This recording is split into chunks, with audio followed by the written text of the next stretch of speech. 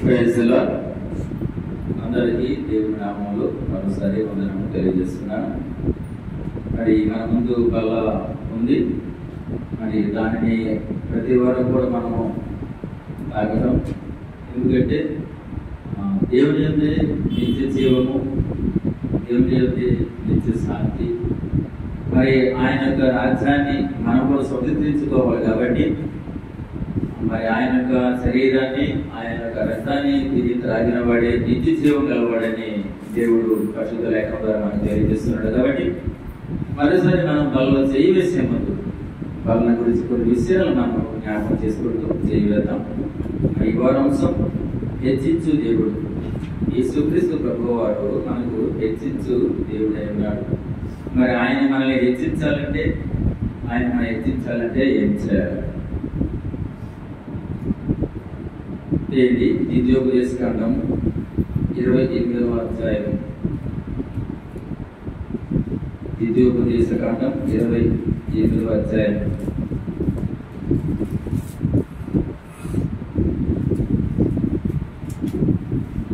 28వ అధ్యాయం మొదట వచనం. నీవు నీ దేవుడైన యెహోవా మాట శ్రద్ధగా విని నేడు నేను నీకు ఆజ్ఞాపించుచున్న ఆయన ఆజ్ఞ అన్నింటినీ అనుసరించి నడుచుకుని ఎడల నీ దేవుడైన యెహోవా భూమి మీద ఉన్న సమస్త జనముల కంటే నిన్ను హెచ్చించును. సహాయం కొరకు చిన్న ప్రార్థన చేస్తాను. ప్రేమ నమ్మకం గల ప్రియ పరలోకపు తండ్రి, మీ ఘనమైన బహుశ్రేష్టమైన అతి విలువైన నామమును బట్టి స్తుతించి ఆరాధించి ప్రార్థిస్తున్నాను. ప్రభా, ఆరాధన వర్తమానం నడిపించారు ప్రభా. మేము ఏ రీతిగా ఆరాధించాలో అంటే ఆరాధన యోగ్యుడ అన్ని విషయాల్లో ప్రభా మేము క్రమం కలిగి మర్యాదగాను మిమ్మల్ని ఆరాధించే భాగ్యం అనుగ్రహించాడు ప్రభా. వందనాలు. అదేవిధంగా నాయన బలను సమీపిస్తుండగా యోగ్యమైన రీతిలో ప్రభా మమ్మల్ని మేము పరీక్షించుకొని ప్రభా మీరు మా కోసం సిద్ధపరిచిన మీ యొక్క శరీరానికి సాదృశ్యమైన రొట్టెను తండ్రి, మీ రక్తానికి సాదృశ్యమైన ఆ ద్రాక్షరసాన్ని మేము ముట్టుకునేందుకు యోగ్యమైన రీతిలో మమ్మల్ని మేము పరిశీలించుకొని ఈ జ్ఞానం మాకు చేయమని మా ప్రభువు రక్షకుడు మా కొరకు రానయ్యున్న యేసుక్రీస్తు నామములో వేడుకొని ప్రార్థిస్తున్నాను మా తండ్రి. ఆమేన్.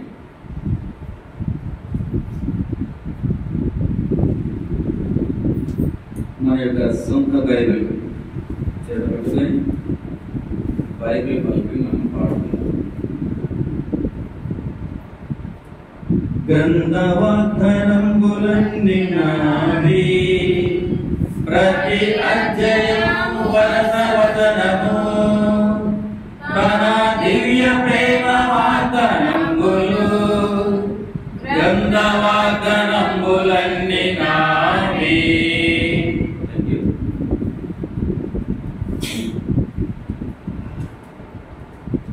ద్వితీయోపదేశకాండం 28వ అధ్యాయం మొదట వచనం మనం చదువుకున్నాము. ఇది దేవుని యొక్క ఆజ్ఞలను పాటించి వాటికి విధేయులై జీవించే వారికి కలగబోకు అపారమైన అధికమైన మేలైన దేవుని ఆయన గురించి మోషే ప్రవక్త వివరిస్తూ చెబుతున్న మాటలు మాట. నీవు నీ దేవుడైన యెహోవా మాట శ్రద్ధగా విని నేడు నేను నీకు ఆజ్ఞాపించుతున్నా. ఏమి తింటాడు మోషే గారు? ఏమిటంటే నీవు అంటే మనము మన దేవుడైన యెహోవా మాట శ్రద్ధగా విని, మనం ఎవరి మాట వినాలంట? దేవుని మాట మనము శ్రద్ధగా విని నేడు ఇప్పుడే ఆయన మనకు ఆజ్ఞాపించుతున్న ఈ ఆజ్ఞలన్నింటినీ మనం అనుసరించి నడుచుకుని ఎడల మన దేవుడైన యెహోవా భూమి మీద ఉన్న సమస్త జనముల కంటే, ఈ భూమి మీద ఏదైతే ప్రాణి కలిగి ఉందో అటువంటి సమస్త జనముల కంటే మనల్ని హెచ్చిస్తాననే వాక్యం ద్వారా మనకి సెలవిస్తూ వస్తున్నాడు. మరి దేవుడు మనల్ని హెచ్చరించాలంటే మనం ఏం చేయాలి?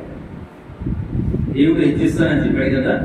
మరి అది దేవుడు మనల్ని హెచ్చించాలంటే అందుకు మనకు ఏదో చేయాలి కదా. ఊరకనైతే హెచ్చించారు కదా. కాబట్టి ఒక 3 విషయాలు, అంటే దేవుడు మనల్ని హెచ్చించాలంటే మనం ఏ విధంగా నడుచుకోవాలి, దేవుని ఏ విధంగా మనము ప్రేమించాలి లేదా ఆయన పూజించాలి అనే విషయం మీద 3 విషయాలు. మొదటిగా సమస్త జనముల ఎదుట దేవుని కనపరచాలంట. మొదట సమస్త ఈ భూమి మీద ఉన్న సమస్త జనములు ఎదుట మనం ఏంటంటే దేవుని కనపరిచేవారు. కాబట్టి ఇది మొదటి. ఇది దానియేలు గ్రంథం 2వ అధ్యాయము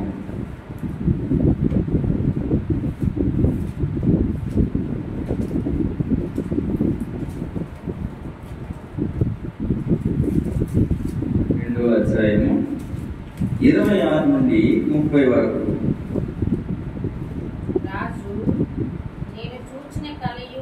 రాజు నేను చూసిన కలయు దాని భావమును తెలియచెప్పుట నీకు సత్యమా అని బెల్తెషాజరు అను దానియేలు అడుగుగా దానియేలు రాజు సముఖములో ఇలాగ ప్రత్యుత్తరం ఇచ్చాను. రాజు అడిగిన ఈ మర్మము జ్ఞానులైనను గారడీమించగలవారైనను సగులుగానైనను జ్యోతిష్కులైనను ఇవి చెప్పజాలరు. అయితే మర్మములను బయలుపరచగల దేవుడొకడు పరలోకమందున్నాడు. అంత్య దినముల యందు కలుగబోవు దానిని ఆయన రాజు నెబుకద్నెజరునకు తెలియజేసెను. తాము పడగ మీద పరుండగా తమరి మనస్సులో కలిగిన స్వప్న దర్శనములు ఏవనగా, రాజా ప్రస్తుత కాలము గడిచిన పిమ్మట ఏమి జరుగును అనుకుని తాము పడగ మీద పరుండి మనోచింత గలవారిండగా మర్మములను బయలుపరచేవాడు కలుగబోవు దానిని తెలియజేస్తాను. ఇతర మనుషుల కంటే నాకు చేసే జ్ఞానం ఉండడం వల్ల ఈ మర్మము నాకు బయలుపరచబడలేదు. రాజునకు దాని భావమును తెలియజేయ నిమిత్తము తమరి మనస్సు యొక్క ఆలోచనలు తాము తెలుసుకునే నిమిత్తమును అది బయలుపరచబడను. ఇక్కడ ఆయన ఏమిటంటే సమస్త జనముల ఎదుట మనం ఎలా ఉండాలంట తెలిసిన ఆయన కనపరిచేవాడిగా ఉండాలి. మరి దానియేలు ఎలా ఉన్నాడు? భయపడేవాడిగా ఉన్నాడా? ఆయన రాజు, మరి ఆయన దగ్గర మేము పనిచేస్తున్న వారము, ఆయన అధీనంలో ఉంటున్న వారము, ఆయన పెట్టే భోజనము, ఆయన యొక్క నీడలో మేము బ్రతుకులు సాగిస్తున్న వారు కనుక ఆయన్ని పట్టగట్టడకు, ఆయన్ని గౌరవించటకు, పొగుడుటకు, ఆయన సంతోష పెట్టేటకు మేమున్నాము అని దానియేలు గారు భావించలేదు. వారు దానియేలు దగ్గర పనిచేస్తున్నప్పుడు ఉన్నట్టుగా నా దేవుడు రోషము గలవాడు, యథార్థవంతుడు, నీతి న్యాయములు గలవాడు, నా దేవుడు పరిశుద్ధుడు, ఏదైనా జరగాలంటే ఆయన చిత్తంలోనే జరుగుతుంది. మరి ఏదైనా విషయం మనకు తెలియచేయాలంటే ఆయన ద్వారా మనము తెలుసుకోగలము అన్న సత్యాన్ని ఎరిగిన గొప్ప సత్యవంతుడు దానియేలు అన్నమాట. అటువంటి సత్యంలోకి మనం కూడా ఉండాలనే ఈరోజు అంశం అన్నమాట. అంటే మనము సకల జనముల ఎదుట ఈ భూమి పైన ఉంటున్న ప్రతి ప్రాణులలో మనిషి అన్న ప్రతి వారి ఎదుట మనం ఎలా ఉండాలంటే దేవుడిని మనము ఘనపరిచిన వాడిగా ఉన్నాము. ఇది దేవుడు మొదటి కోరుకున్నది అనమాట. ఎప్పుడైతే మనము అందరి ఎదుట మనం దేవుని మనము ఘనపరుస్తామో, ఆయన యొక్క గొప్పతనాన్ని తెలియజేస్తామో, ఆయన్ని ప్రేమించే వాడిగా ఉంటామో, ఆయన్ని కొనియాడుతామో, అంటే మనం ఆరాధించడం కాదు, ఆయన్ని ప్రేమిస్తున్నామని చెప్పడం కాదు, నీ కొరకు నా ప్రాణమైన ఇచ్చేస్తామని మనము పలకడం కాదు. కానీ అటువంటి క్రియలు ఈ సమస్త జనముల మధ్య మనము చేసేవారిగా ఉండాలి. అప్పుడే దేవునికి మహిమ, ఘనత, ప్రభావములు మన ద్వారా కలుగుతాయి అన్నమాట. ఎప్పుడైతే మనము సమస్త జనముల దేవుని కనపరుస్తామో అప్పుడే దేవుడు మనల్ని హెచ్చించేవాడిగా, దానిని కూడా దేవుడు హెచ్చించేవాడిగా. చూడండి, దానిని హెచ్చించే రీతు అదే గ్రంథంలో 30వ వచనం చూడండి, 48వ వచనం చూడండి. అదే 48 దేవుడు ఏ రీతిగా ఆరాధించాడు. అప్పుడు రాజు దానియేలును బహుగా హెచ్చించి అనేక గొప్ప దానములు ఇచ్చి అతనిని బబులోను సంస్థానమంతటి మీద అధిపతిగాను బబులోను జ్ఞానులందరిలోనూ ప్రధానంగా నియమించాను. చూసారా, మొదట చాలా మంది అక్కడ ఉన్నారు, జాతకాలు చెప్పేవారు, మరి మహాకవులు అందరూ ఉన్నారు. కానీ ఆ యొక్క ఆ రాజునికి వచ్చిన కళను చెప్పడం వారి తరం కాలేదు. నెబుకద్నెజరు ఆలోచన చేస్తూ దానియేలుని అడిగారన్నమాట. దానియేలు, నీకు నువ్వు చెప్పగలవా అని చెప్పేసి. అంటే ఆయన భయపడకుండా దేవుడు తనతో ఏది అంటే నెబుకద్నెజరు జీవితంలో ఏమి జరుగుతుందో అది దేవుడు దానియేలుకి బయలుపరచడం ద్వారా ఆయన ధైర్యం కలిగి దేవుని వైపు చూస్తూ భయపడగా ఆ రాజుతో చెప్పవలసి వచ్చిందన్నమాట. తర్వాత రాజుగారు కూడా ఆ విషయంలో మొదట కోపడ్డాడు, భయపడ్డాడు. కానీ తర్వాత సత్యం ఎరిగి దానియేలుని బహుగా దీవించేవాడిగా, గొప్పవాడిగా తన ఆ స్థానంలో అందరికంటే ముఖ్యుడిగా ఆయన పరిగణిస్తూ ఆయన హెచ్చించేవాడిగా దేవుడు చేశాడన్నమాట. మనం కూడా మన జీవితాలలో క్రైస్తవుని చెప్పుకోవడానికి భయపడతాం. ఎక్కడికైనా వెళ్ళాలంటే బైబిల్ పట్టుకొని మనం తిరగాలన్నా మనం నామోసిగా కాస్త భయంగా, సిగ్గుగా ఫీల్ అవుతూ ఉంటాం. మరి మనకి హెచ్చరిక ఎలా వస్తుంది, దేవునికి ఘనత ఎలా వస్తుంది? మనము క్రైస్తవులము, క్రీస్తు పిల్లలము, ఆయన రక్తముతో మనం కడగబడిన వారము. ఒకప్పుడు పాపమ చేత, శాపమ చేత మనము నాశనానికి గురైపోతున్న సమయంలో ఆయన యొక్క రక్తము ద్వారా మనల్ని పరిశుద్ధపరిచి ఆయన బిడ్డలుగా అంగీకరించి మనల్ని ఆయన నియమిస్తూ వచ్చారు. అటువంటి మనము తండ్రిని మనం గౌరవించడంలో తప్పు కాదు.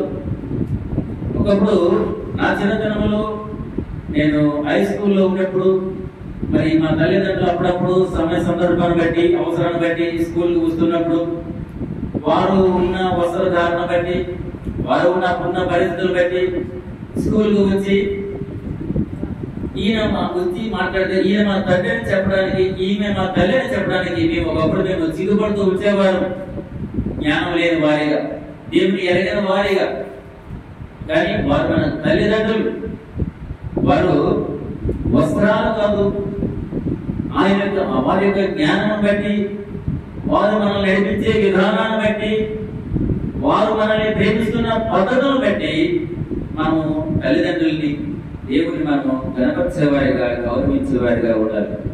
ఈ దినాలలో కూడా, ఇప్పటి కాలంలో కూడా పిల్లలు తల్లిదండ్రులు వెనక్కి వస్తే మాకు అవమానమని, వారి వేషధారణ, వారి భాష సరైనది కాదని, వారు వస్తే మాకు అవమానమని భయపడే పిల్లలు కూడా లేకపోలేదు.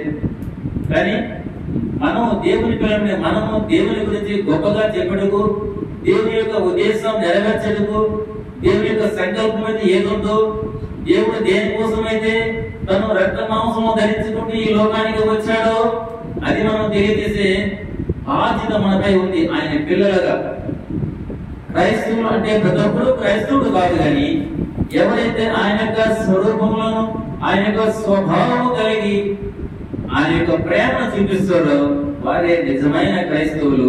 అటువంటి వారిని దేవుడు ప్రేమించడానికి ఇష్టపడేవాడిగా ఉన్నాడు. మరి దేవుడు మనల్ని హెచ్చించాలంటే, దేవుడు మనల్ని ఉన్నతమైన స్థితిలోకి తీసుకెళ్లాలంటే అప్పుడు మనం ఏం చేయాలి?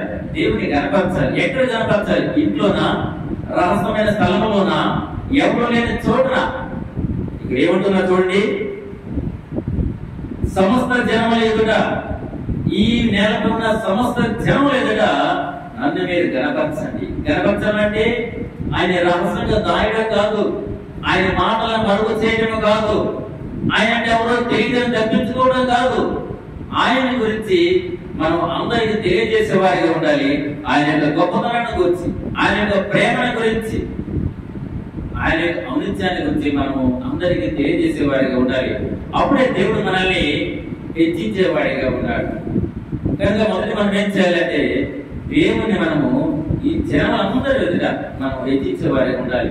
కొన్ని సందర్భాల్లో మా బంధువులు, మా స్నేహితులు వారు ఉన్న ఆ శుభకార్యములు బట్టి ఒక దినము నువ్వు సెలవు పెడితే కాదా, ఒక దినము మందిరికి వెళ్ళకపోతే కాదా, ఒక దినము నువ్వు దేవునికి నువ్వు దూరం అయితే దేవుడు నేను కాదంటాడా అనే రకరకాల పిసిపిసలు వేసేవారు. ఎందుకు? వారు దేవుని అడిగిన వారు, దేవుని గురించి తెలియని వారు, దేవుడు అంటే ఏంటో తెలియని వారు. మరి దేవుని గురించి తెలిసిన మనము అట్లా మనం చేయకూడదు. గత వారం ఆదివారం 1987 సంవత్సరంలో మేము 10వ తరగతి చదువుకున్నాం. ఆ సందర్భముగా సుమారుగా 36-37 సంవత్సరాలు అవుతుందేమో. మళ్ళీ గెట్ టుగెదర్ ఆత్మీయతలు కలిగి ఉండాలని కొంతమంది నిర్ణయించి, ఎందుకంటే అందులో నేను ఒకడనే దేవుని ఎరిగిన వాడని, వారంతా కూడా హిందువులు దేవుని ఎరగని స్థితిలో ఉన్నవారని నేను భావిస్తున్నాను. వారు దేవుని ఎరిగి ఉన్నారు. అయితే వారిని నేను కించపరచడం లేదు, కానీ నా దేవుడు నాకు ఆదివారం పరిశుద్ధ దినాన్ని ఆరాధించమని, ఆ పరిశుద్ధంగా ఆచరించిన దేవుడు నాతో చెప్పి ఉన్నాడు. నేను ఆ దినాన్ని నేను విడిచిపెట్టి ఎక్కడికి వెళ్ళలేను. అయితే ఆ రోజు ఎందుకు మరి నాకు నా మనసును చంపుకున్నానేమో.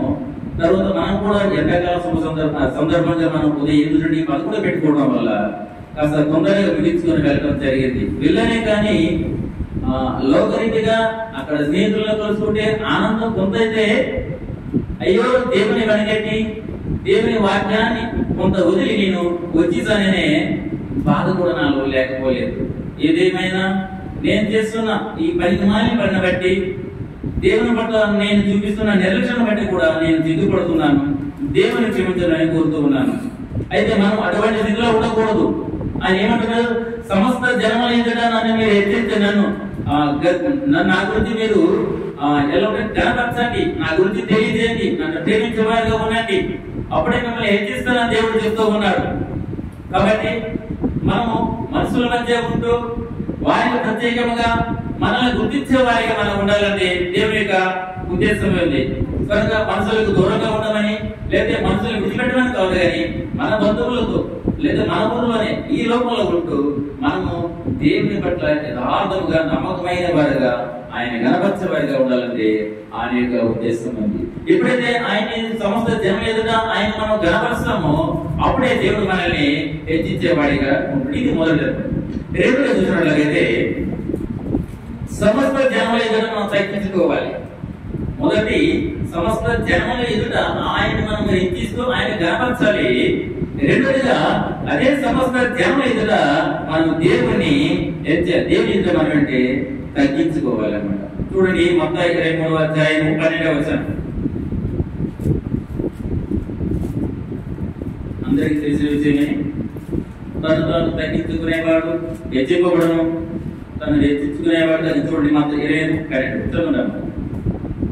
23:12.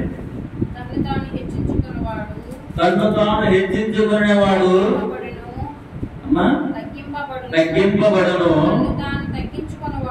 తను తాను తగ్గించుకునేవాడు హెచ్చింపబడను. చూసావా దేవుడు ఎంత మాట. ఎంతమంది అండి ఈ మాటకు ఒప్పుకుంటారు? ఎంతమంది ఈ మాటకు లోపడతారు? ఎవరైనా తగ్గించుకుంటామా? మనం తగ్గించుకుంటే, ఈ లోకంలో మనం తగ్గించుకుంటే దేవుని యొక్క లోకానికి మనం హెచ్చింపబడే వారికి ఉంటాం దేవుని దృష్టికి. అదే కాదు నేను ఇప్పుడు తగ్గించబడను, నాకున్న తెలివి, నాకున్న ధనము, నాకున్న అధికారం మరి అని చెప్పేసి ఇటువంటి విషయంలో మనం గర్వపడుతూ మనం హెచ్చించుకున్న వారం అయ్యామా? దేవుని దృష్టికి మనం ఎలాంటి వారు అవుతామంటే తగ్గించుకునే వారిగా ఉంటాం. కాబట్టి మనం దేని చేసినా ఎప్పుడైతే ఇక్కడ ఈ లోకంలో తగ్గించుకుంటామో మనం హెచ్చింపబడతాము. హెచ్చింపబడి గర్వినట్లయితే మనం తగ్గించబడతామని దేవుని వాక్యం సెలవిస్తుంది. అలాగే చూడండి 2 సమయాలు 7వ అధ్యాయం 18వ ఒక మాట ఉంది.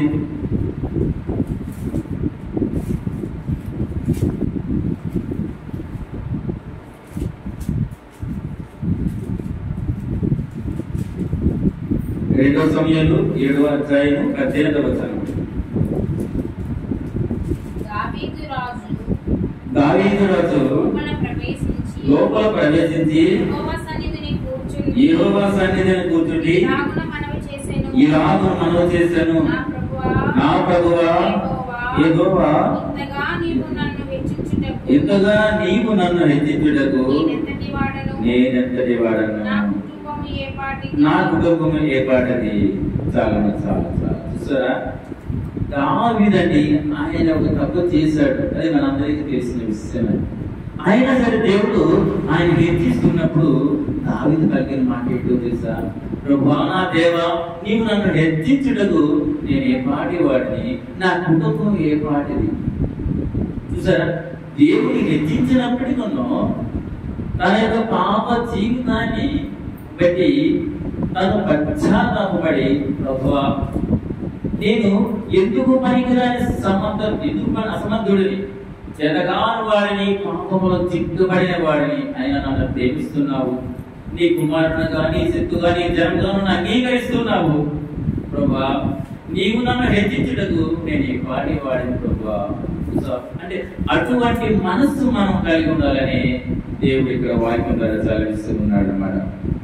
ఏమంటాడంటే ఎప్పుడైతే మనము తగ్గించబడతామో అప్పుడే మనము హెచ్చింపబడతామో దేవుని దృష్టికి ఆయన పిల్లలుగా మనము కనుక హెచ్చింపబడిన మనము దేవుని దురేకరించకూడదు. మనం హెచ్చింపబడుతున్నాం ఉద్యోగంలోను, వ్యాపారంలోను, మనం చేసే పనుల్లోను, కుటుంబంలోను, సమాజంలోను, ఆ యొక్క పనిలో కూడా మనము హెచ్చింపబడుతూ వస్తున్నాం.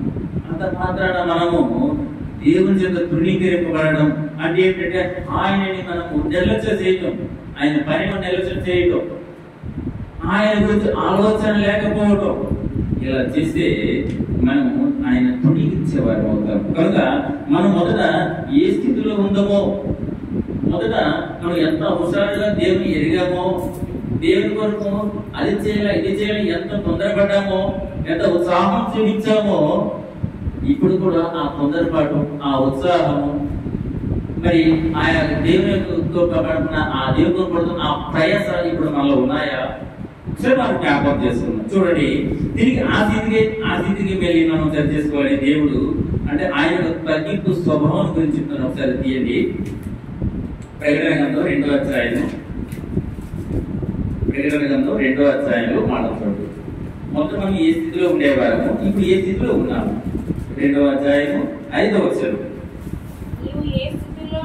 నీవు ఏ స్థితిలో నుండి పడతావో అది జ్ఞాపకం చేసుకొని మారు మనసు పొంది ఆ మొదటి క్రియలను చేయము, అట్లు చేసి నీవు మారు మనసు పొందితేనే సరే, లేని ఎడల నేను నీ యొక్కకు వచ్చి నీ దీప స్తంభమును దాని చోట నుండి చూసారా. అంటే మీరు అనేక జనం ఎదుట నన్ను మీరు కనబరచాలి, అదే జనం ఎదుట మీరు తగ్గించుకోవాలి. తగ్గించుకునే స్వభావం మీలో నేను చూడాలి.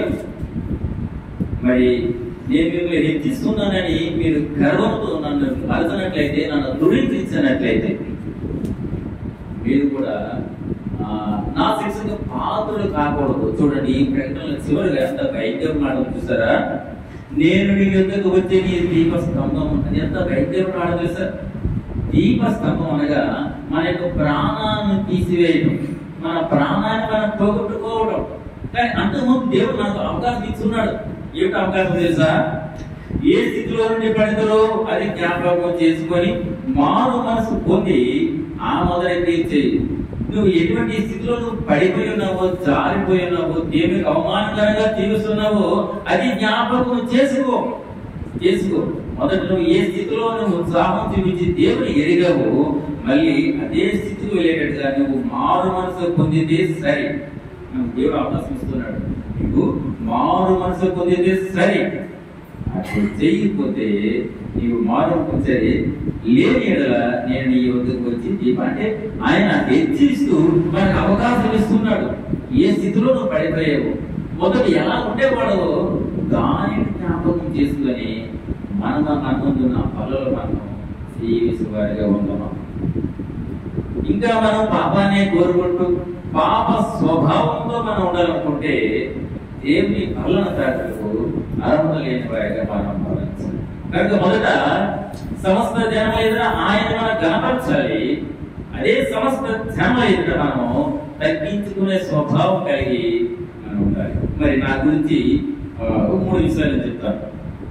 తగ్గింపు విషయంలో సుమారుగా 1 సంవత్సరం అనుకుంటాను, సంవత్సరం అవుతుంది. నేను నా ఆటోను రిపేర్ అయిన ఆటోను బాగు చేద్దామని ఒక మెకానిక్ షాప్ వెళ్ళినప్పుడు అక్కడ గతంలో జరిగిన వివాదాలు బట్టి అక్కడ వారు ఏం చేశారంటే నన్ను చాలా చాలా అవమానించారనమాట. ఆటో రిపేర్ బాగు చేయలేదు సరిగ్గా. అందరిని పిలిపించి ఆయన బాగా తాగి ఉన్నాడు. తాగి చాలా అసభ్యకరంగా నన్ను తిడుతూ, నా తల్లిదండ్రులను తిడుతూ, చివరిగా నా దేవుని కూడా తిడుతూ చాలా అసహ్యంగా మాట్లాడారు. అక్కడ నేను చేసిన తప్పు లేదు, ఆ సంగతి దేవుడు తెలుసు, నాకు తెలుసు. అయితే నేను ఎందుకు సహించానంటే దేవుడు మాట నన్ను గర్దిస్తుంది అనమాట. నాకు బాగా జ్ఞాపకం అనమాట. అక్కడ నేను చేసేదేమి లేదు, కానీ వాడు తాగి ఉన్నాడు. చాలా మంది వాడు అడుగుతున్నారు కానీ వాడు కంట్రోల్ కావడం లేదు. చాలా అసభ్యకరంగా వాడు మాట్లాడటం నేను విన్నాను. కళ్ళల్లో నీళ్లు తిరుగుతున్నాయి, సమాధానం చెప్పలేకపోతాను. ఒకవేళ సమాధానం చెప్తే కొడతాడేమో అటువంటి స్పీడ్ లో ఉన్నాడు అనమాట. కానీ నేను నా దేవుని కొరకు ఆయన నాతో మాట్లాడిన రీతిని బట్టి నేను తగ్గించుకొని అట్లా రావడం జరిగింది.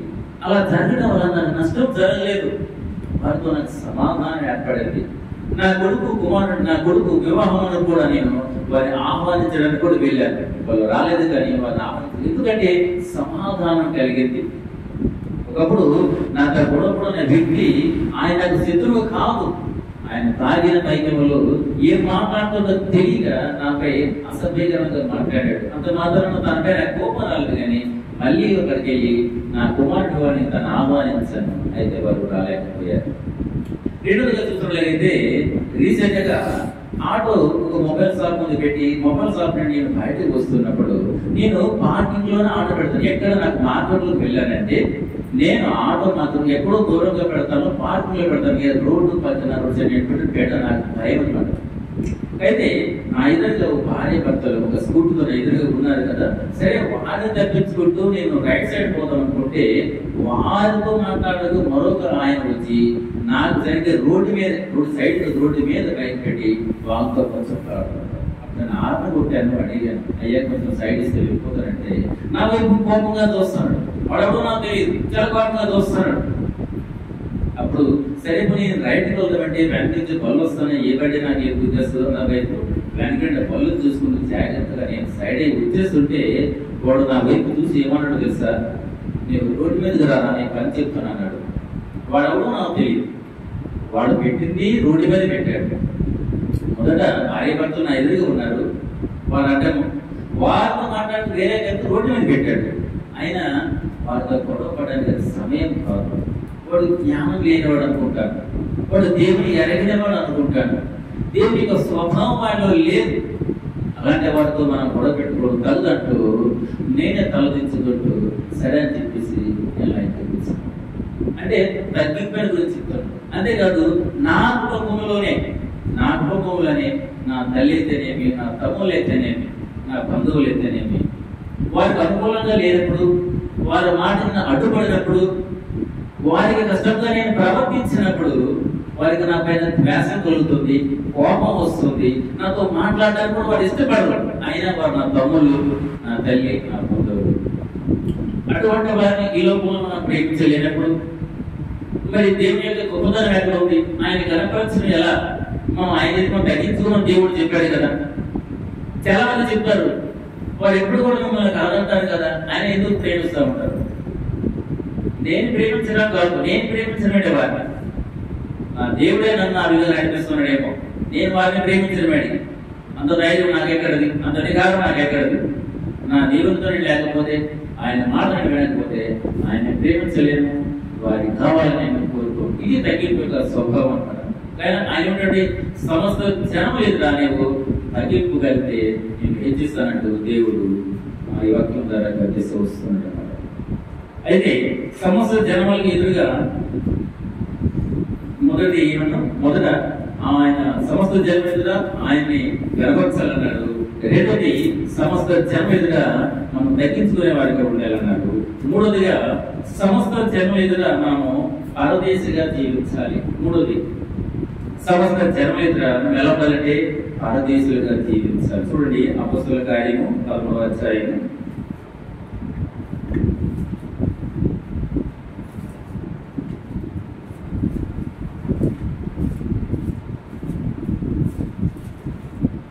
అపొస్తలుల కార్యం 13వ అధ్యాయము 17వ వచనం.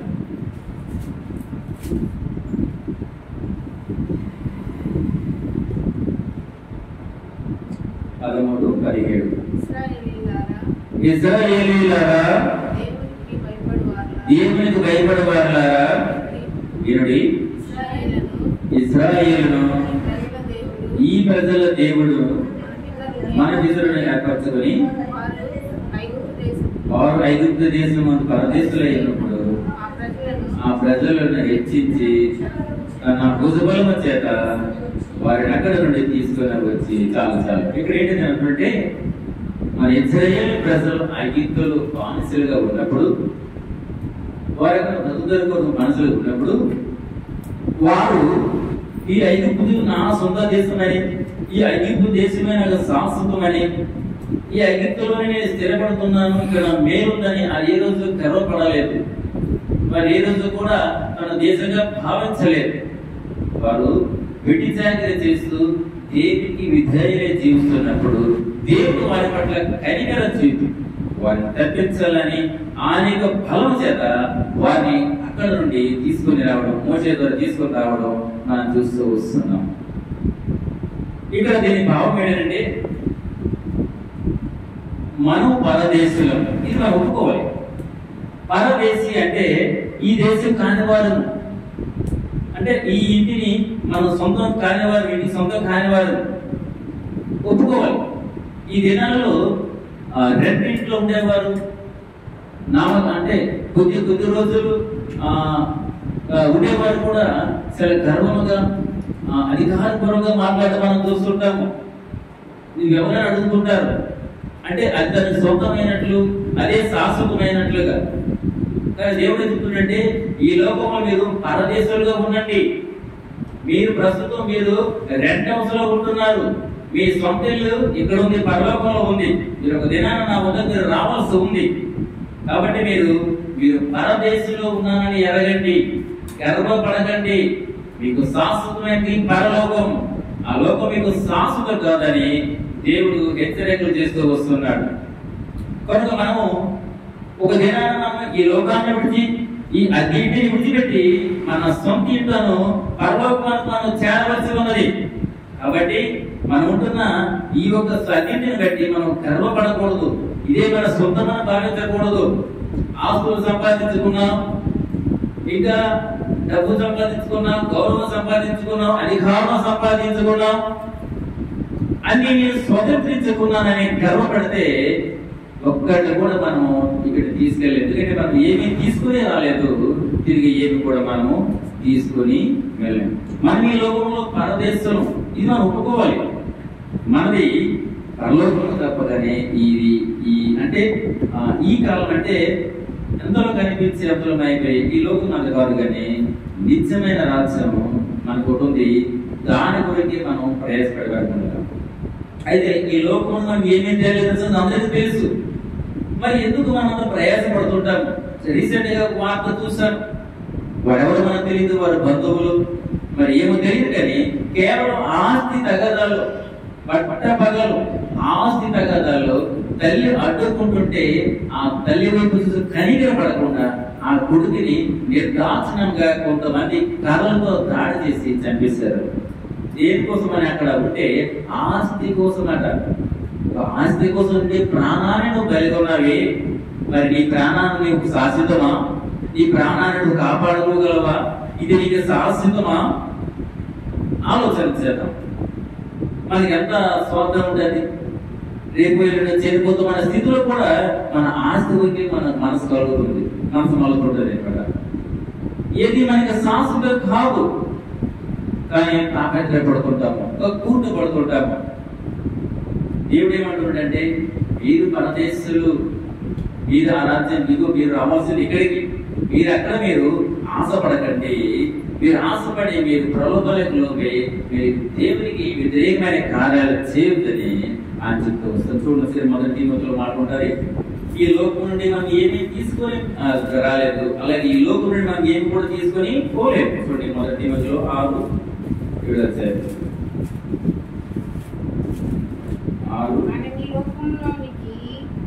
మనం ఈ లోకంలోనికి ఏమీ తేలేదు, ఈయనలో నుండి ఏమీ తీసుకుని పోలేము. చాలా అని చూసారా, అంతా అంటే దేవుడు అంత స్పష్టంగా మాట్లాడుతున్నప్పుడు మనం బుర్ర ఎక్కడం లేదు.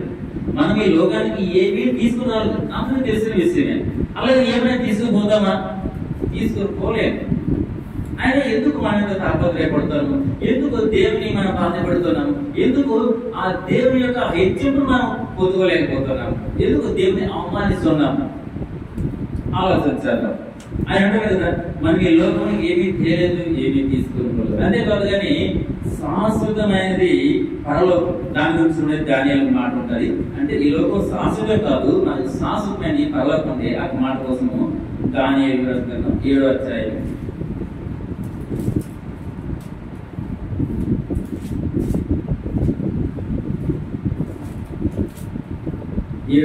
14వ వచనం.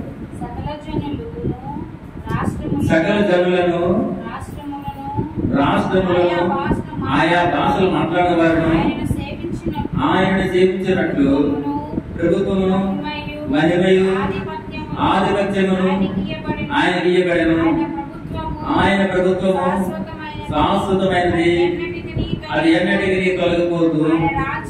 ఆయన రాజ్యము ఎప్పుడునూ లయం కాదు. చాలా చూసారా, సకల జనులను రాష్ట్రములను ఆయా భాషలు మాట్లాడేవారును ఆయనను సేవించినట్లుగా ప్రభుత్వమును మహిమయు ఆధిపత్యమును ఆయనకి ఇవ్వబడెను.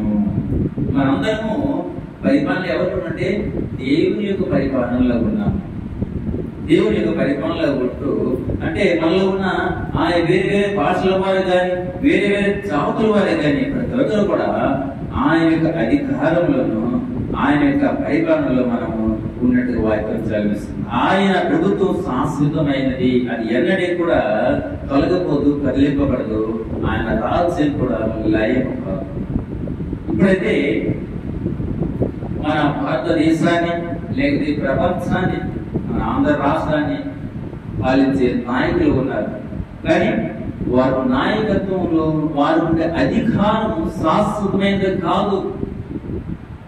చట్ట ప్రకారం అయితే 5 సంవత్సరాలు వారు ఈ రాష్ట్రాన్ని దేశాన్ని పాలించాలి. మరి కొన్ని పరిస్థితులు బట్టి వ్యతిరేకత వస్తే మధ్యలోనే తన యొక్క అధికారాన్ని విడిచిపెట్టే వారిగా ఉన్నారు. మరి అశాశ్వతమైన ఈ అధికారం కొరకు, అశాశ్వతమైన ఈ పాలన కొరకు ఎంతమంది తన ప్రాణాలను ప్రాణంగా పెడుతున్నారు, అన్యాయంగా తన ప్రాణాలను అర్పించుకుంటున్నారు, అన్యాయంగా దేవునికి విరుద్ధమైన కార్యాలు చేస్తున్నారు, దేవుని ప్రజలను ఏడిపిస్తున్నారు, దేవుని ప్రజలని హింసిస్తున్నారు. ఇది దేవునికి ఇష్టమా? కాదు. దానికి తీర్పు ఉంది. తీర్పు ఏదైనా దేవునికి నువ్వు లెక్క చెప్పవలసిన వాడిగా ఉన్నావు. మనకు శాశ్వతమైనది ఈ లోకము కాదు, శాశ్వతమైనది ఈ అధికారం కాదు, కానీ మనకు శాశ్వతమైనది పరలోకము. దాని కొరకే మనము ప్రయాసపడే వారిగా ఉండాలి, దాని కొరకే మనము నిరీక్షణ కలిగే వారిగా ఉండాలి. అది మన యొక్క శాశ్వతమైనది. మనం ఉంటుంది ఎక్కడంటే పరదేశీయులు ఉంటున్నాం. పరదేశీయులు మనకు సొంత దేశం ఉంది, దానినే పరలోకం అంటారన్నమాట. మన పరలోక కొరకు మనం ప్రయాసపడాలి, పరలోక రాజ్య స్థాపన కొరకు మనం ప్రయాసపడాలి. ఆయన యొక్క జీవ గ్రంథంలో మన పేరు ఉండలేదో దాని కొరకు మనం ప్రయాసపడే వారిగా ఉండాలి. అంతేగాని ఈ తుచ్చమైన ఈ జీవితం కొరకు ఇది అంటే ఏ క్షణం చూడండి, కొంతసేపు కంటే కొంతసేపు కనబడి అందులోనే మాయమైపోయి మన జీవితం. ఒకసారి చూడండి, యాకోబు 4:14 ఉంటుంది చూడండి. యాకోబు 4:14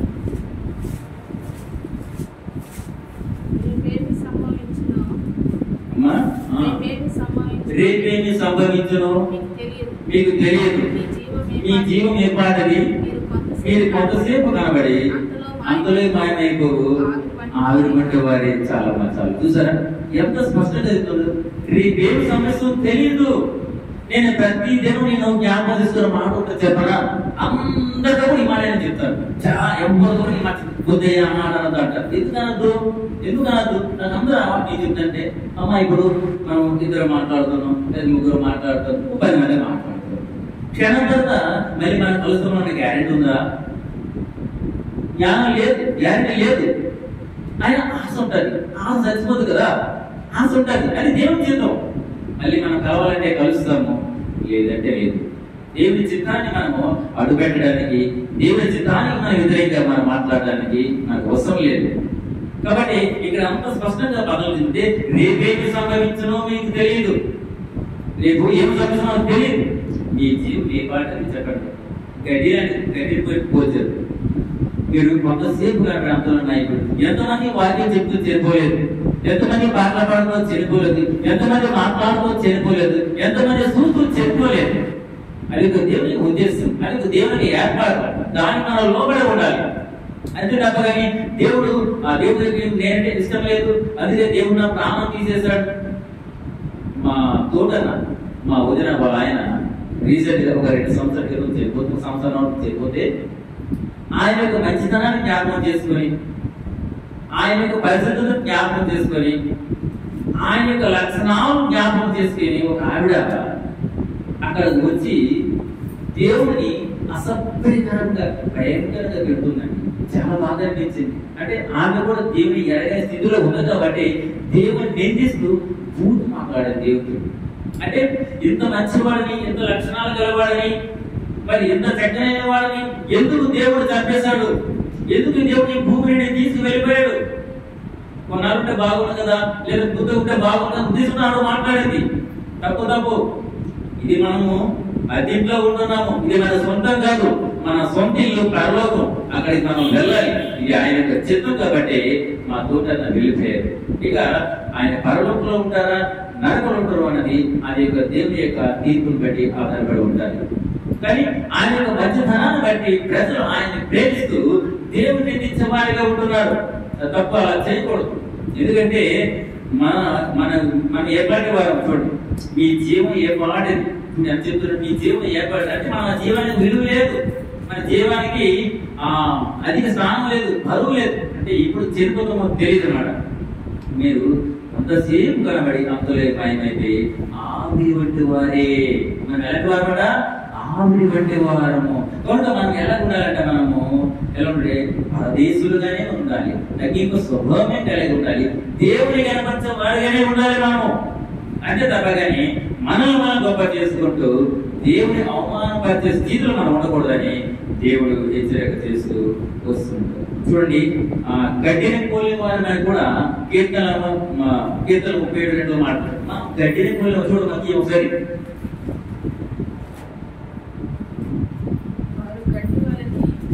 వారు గడ్డి వల్లనే త్వరగా ఎండిపోతురు,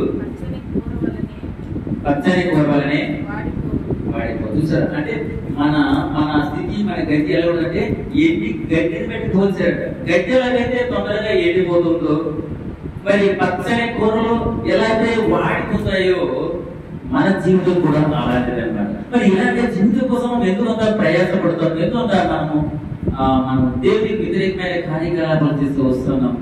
మనం ఆలోచన చేద్దాం. అదే ఆయన సమస్త జనం ఎదుట నన్ను మీరు గణపరచండి, అదే సమస్త జనం ఎదుట మీరు తగ్గించే స్వభావం కలిగివ్వండి. అదే కాకుండా మీరు ఎలా ఉండాలంటే ఈ లోకములో, ఈ పాప లోకము మీరు ఎలా ఉంటే పరదేశులుగా ఉండండి, మీరు నా వద్దకు వస్తారని చెప్తున్నారు అనమాట. అలాగే 1 పేతురు ఊర్లో కూడా చూడండి మాట మన పరదేశులని రుజువు చేస్తున్నాడు. 1 పేతురు 1 పేతురు 1వ అధ్యాయం 23వ వచనం.